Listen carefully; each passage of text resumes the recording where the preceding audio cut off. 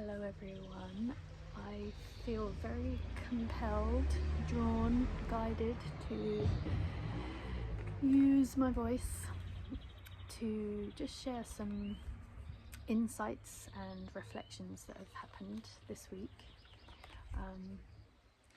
Continuing through these themes that I've been feeling for the month of May. And one of those, so I pulled this card as a little beginning confirmation, see what direction I was being guided in. And so this is Kephra.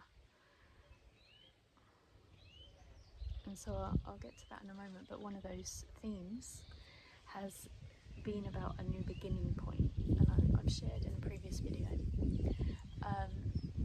But it's about a foundation that you've built for yourself that now you have to acknowledge that foundation is there, and it's not about rebuilding, creating something new. It's about using that foundation, using and seeing and acknowledging and owning what you've created and learning now how to carry it forward. And Kephra, cycles of change, is quite a good ally for that. So fly on there. The first thing that came when I pulled this card was how Kephra is the scarab that when you see the hearts, the jars, where kind of in a metaphorical shamanic experience of shifting from one way of being to another, the heart is placed in a jar, the old heart, whilst you renew your body to receive your renewed heart. So in other words, like coming to that new beginning place. See, the body hasn't changed, but the frequency that the body can hold is what's changing. And Kephra is the Neteru, the guardian of the heart, whilst that change is happening. And he is, I love the term on these cards of calling him a spiral dancer, because as well as almost holding your heart like this, he holds the frequencies of the planet, of the cosmos, of the universe, of the galactic center. It's almost like as a filtration system. So Kephra is a representation of an energy that we can all tune into. Okay, so when we are shifting, going through a process, and we're receiving the new information, let's say, from within ourselves. Yeah, it's not just coming from outside of us, it's the outside that we are receiving it from is also a reflection of it awakening within us. And so Kephra has, or the energy of Kephra has the ability to filter through only what you can handle in those moments and in that time, to ensure that you do receive what you need, but you receive it as you need it. So rather than it being like a downpour, it would just be like a dripping or a stardust or just those kind of things. And okay, let's leave Kephra. Let's pull another card and see where this goes. But this foundation is something we really need to keep an eye on. This foundation that we've built for ourselves, right? So the next card that has jumped out is Wadjet, the life force energy. So straight away I think of us being in the year of the snake, and I think of the primal life force energy and kind of Kundalini Shakti rising. And I know through the work that I've co-created this year, and one of the containers that I'm running at the moment, the Heart Way. One element is a healing technique that's coming through in the space. It's not what I expected at all, but it's a very primal, serpent like spiraling upwards energy, and it's awakening. It's alongside Kephra, who you could say is, here we go, we have the planetary cosmic energies pouring in, and then they're being reflected in a primal earthly life force energy that's rising.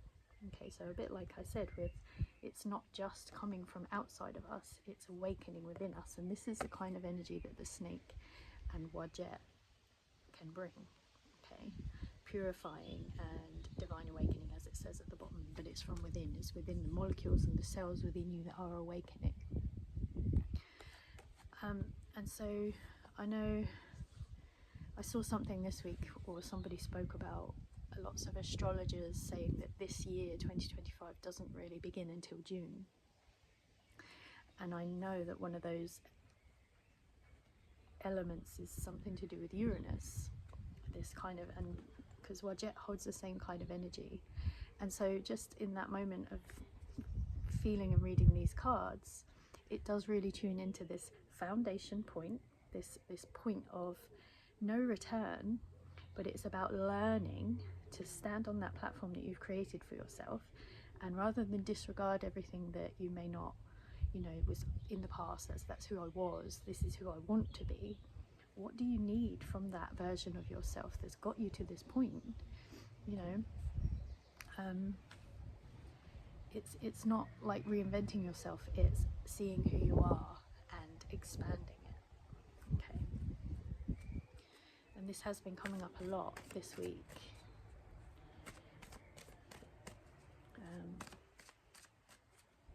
Yeah, like in my own life, and with a few people I can think of actually that I've worked with or I've spoken to, and like recognizing the beauty in everything you've created. Okay, so next is Bast. So your holy desires, your holy longing, and so you could kind of see Bast as a midwife of this new version of you that's beginning on this platform, this foundation that you've built for yourself. She's saying, here it is, you know, everything that you created, everything that you longed for, it's arriving. And she will also be asking you to repeat this cycle, yeah? A bit like why we have Kephra here too. Cycles, it's a cycle. It has a beginning, a middle and an end, and it spirals and it spirals and it spirals. So whilst you are standing on your foundations and having a checkpoint of, this is who I've become, this is what I have created for myself, what are you proud of, what are you still working on? And then she will also ask you, birth yourself, birth this version of yourself that you want to be in the world, and also ask this version of you that's birthing what her or his holy longings, your desires are. What do you want to bring into this world? What next potential do you want to unlock? What sacred purpose is ready to come up and out of you? Because we have more than one purpose. Yeah, like we can be parents, brothers, sisters, you know, we don many hats. We also have many purposes. And so which one is activating now? I'm going to do one or two more. They're jumping everywhere. Let's go for that one. Okay, Sobek and Horus. Okay, so this is the old self and the new self. Okay, so in a sense, in it, like, just hear me out, let me get comfortable and get into this one. Okay, so Sobek represents everything primal. Even though they're both kind of masculine deities, everything about Sobek is actually quite feminine, you know, crocodile. So when you think about the animal traits of the crocodile, the medicine of crocodile is very feminine. They navigate through earth and water, which are both more feminine elements. He walks with his soft underbelly close to the ground, so he's very connected to the earth, very tuned into those primal, instinctual, animalistic parts of ourselves, which can be that, you know, that old reptilian brain that just wants to stay safe. I'd rather stay in fear and deal with this repeating pattern and this repeating loop rather than change, because I know this. And this is Saturn energy as well, and there's lots going on with Saturn moving into Aries. So it's like a bit of a reevaluation of what is represented in that old version of you that needs to be carried forward, that needs to be given to Horus, who's like the young masculine, the I don't care, just open the door and let me in, let me do it. Fearless, you know, so he's of fire and air, like fire and sky. Let me soar near the sun and in the sky. So it's very masculine drive to just do. And you know, the story of these two gods is that they enter into an eternal battle, and the outcome comes from the reconciliation of these opposing parts. So they create this balance point by working together, by knowing that the old is needed, that foundation that you built, and that there is something new within you that needs to carry it forward, the Horus element. Okay, and then that's like the ancestral, universal, cosmic cycles. And then that brings Kephra back, because we are here to play our part in the evolution of humanity and consciousness, right?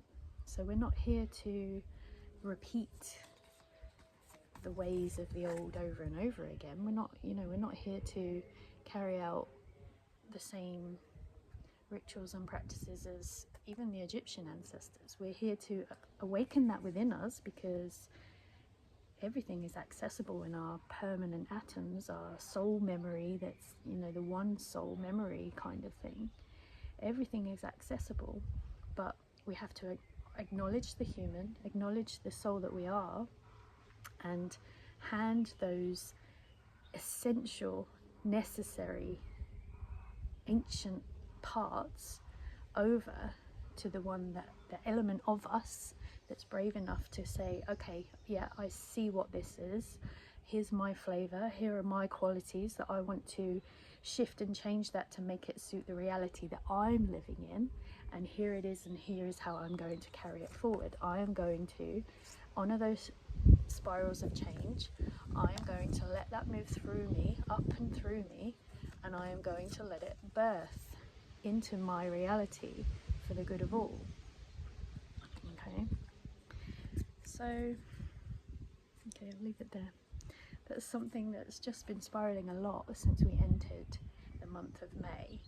So perhaps it's something that we all need to be feeling into to ready ourselves for what astrologers are saying is the beginning of 2025, the year of the serpent. And, you know, like, I often feel this midpoint of the year as kind of like it happened last year with the year of the dragon. It was like an integration in the belly of the dragon. And so this central point of the year, you could feel that. You could feel the integration of the first 6 months as we enter into the second 6 months. And then there's also the acknowledgement that after June, which will be the completion of the 6 months, the new year for the ancient Egyptians was all based around the star Sirius, Sothis or Sodpet. And when that star rose above the horizon, which is when we enter the 7-7 portal, or the Sirius portal, And then that takes us into the Lion's Gate. When that star rose on the horizon in the beginning of July, that was the new year. That's when the Nile flooded, and in the inundation of the Nile, where everything was fertilized. So in some ways, this kind of astrological feel that these astrologers have spoken about, of this year not beginning until this point, is perhaps tapping us into something ancient so that we can feel it and we can carry it forward. So it's been giving me lots of excitement this week, just feeling into all of this. So yeah, I hope you enjoyed. I'll speak to you soon.